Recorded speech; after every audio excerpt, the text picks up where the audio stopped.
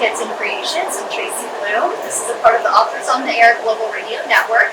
And today I'm in Cincinnati, Ohio, speaking with Mark House about the wonderful exhibit here that we're at today at the Krohn Conservatory. Welcome, Mark. And Mark, how long have you been working for the Krohn Conservatory? 18 years. It was actually a second career for me. I was an agronomist before this. And so how did you get into working with this particular place? Were you drawn to it because of obviously the beautiful aesthetics of plants and the nature? Yeah, I've always had an interest in horticulture, and I have a couple degrees in it. I was drawn to this as a child, but I never imagined I would end up working. And are you a Cincinnati native? I am. Okay. So, me too. I'm a Cincinnati native, and since I can remember a little kid coming here to the Krohn Conservatory, we would always walk through and just marvel at the greenhouse exhibits that you always have year-round, and then around the holidays, this fantastic train exhibit that's going. How did the train exhibit come to be? Because it's so detailed and intricate, and it seems like it would take forever to materialize. That's a really good story. It was started by a family. They were building decks here in Cincinnati. In fact, there's a lot of decks on houses in the Cincinnati area that were built by Paul Bussey, who was sort of a patriarch. And one day, he had a good business. He was a landscape architect. One day, he was asked to build a garden railway. It's called G scale. G stands for garden. And he designed it, implemented it, installed it, and it was a big success. And he was hooked. And ever since then, that's all he wanted to do. And so he totally changed his business model to build garden railways. And they enhanced it with something called botanical architecture. The whole family goes out into the woods and they cut leaves, sticks, leaves, nuts, and they glue them together into miniature models of actual Cincinnati landscapes. And they're beautiful. They're absolute works of art. So after a while, we approached Paul Bussey and his little company called Appliedimagination. We said, we'd like you to build something that we can feature during our holiday show every year. And so he thought about it, and he built an oversized music box. It was 6 feet in diameter, and it had a mountain on it with little trains and waterfalls and things like that. And everybody loved it. Everybody wanted to see it. For 15 straight years, we featured it. You would never dare to not have it. Well, a few years ago, I thought, that little music box is so neat. Maybe we should add on. And we asked the company, can you just expand it? And they did. The first year, they did half the money. And it was just a wild success. It really was well received. So every year after that, we asked them to add a little bit more. And it takes them all year to build some of these structures. So this year, it's Findlay Market. And they just brought it here about 14 days ago. Oh. It just finished, still drying. And it just adds to the atmosphere, the holiday spirit, every year more and more. And it's a really nice thing to offer to the Tri-State region. Yeah, and what a really neat family tradition for them too. I mean, I'm sure that building it every single year is something that's... Do you know how many people take part in their family in the building?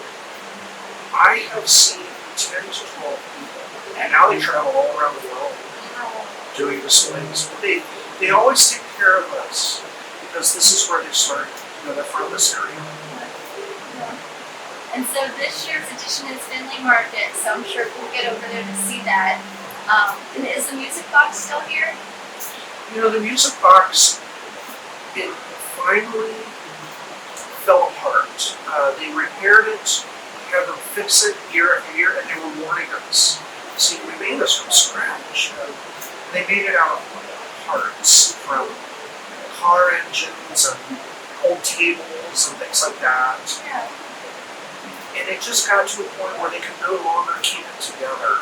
So it's still around. We have it in storage, but it's not something we can actually display because it's in such disrepair. Yeah.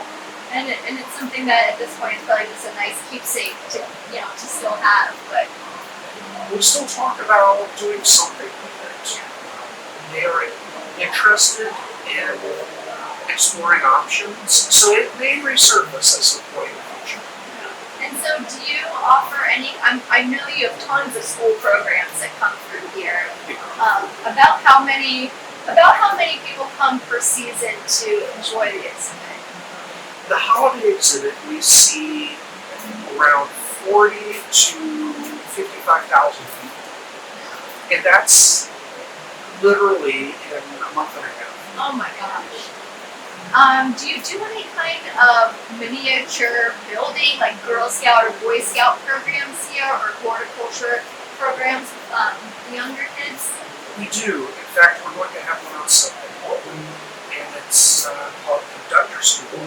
We're actually inviting the public in to learn about how we take care of the trains, because they take a lot of maintenance. We have to clean the tracks, oil the engines, prune the flowers away from the trains, or something, continually take care of the little cars that are taken. So we always need help. It's kind of taxing on the staff, especially now that we're open at 8 o'clock every day. Oh my. So we're inviting the little kids to learn about this, and then they can sign up to be volunteers to help us during the show. And we'll actually give them some free passes and share with their families who are doing that. And they have, give them the opportunity to make their own little buildings. That's so cool. I mean, even as an adult, I would want to do that, and I think that'd be really neat. And you talk about maintaining something like that, especially with the temperature in the building. Is it a different temperature over there where the trains are as opposed to where the botanicals are? It's actually a little bit warmer. Oh, okay. Because we grow ourselves over 1,000 poinsettias. We put them throughout the room, and they require warmer temperatures. They're from central Mexico, so they don't want drafts, they don't want to be chill.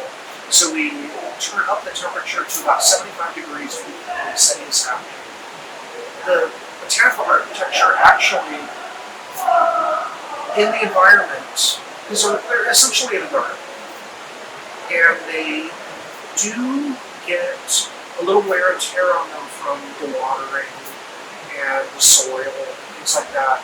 So right after the exhibit is over, last day is January 9th. So January 10th through 13th, all of that will be removed, and they will actually spend months repairing it for next year.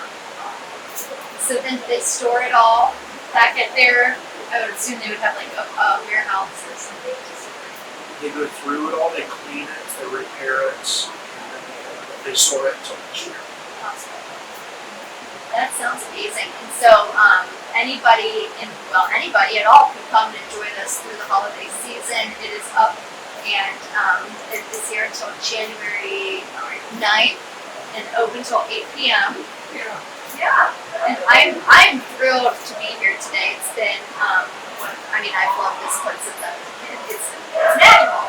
It's magical, and I'm very appreciative of your time, and I'm excited to get out there and peek at the nooks and parts and things that just kind of remind me of all the special things, the holidays, all the memories of this place. One of the unexpected things we have noticed about this holiday show is that it's an opportunity for families. In this modern age, it turns out that families are spread all over the United States, all over the world, and they get together at the holidays, and they come in here and they take their family picture from a poinsettia tree. And so it's nice that we're able to offer the opportunity for these families to reconnect. It's such an experience. It really is. And you look at every little part, like as I was looking in there, I said, oh, that looks like the Brooklyn Bridge. That's great. right? And then, I was just looking at little pieces in here and going, oh my gosh, this looks like this. Or even just like up there, the hidden hot air balloon that's in the tree. I mean, there's just all these little it just feels so magical, and it truly is an enjoyable experience that I'm very thankful to have had a part of my childhood too. Very good. I'm glad to hear that. And do you want to go and take a little stroll through the exhibit, check it out, and point out some of your favorites? Of course.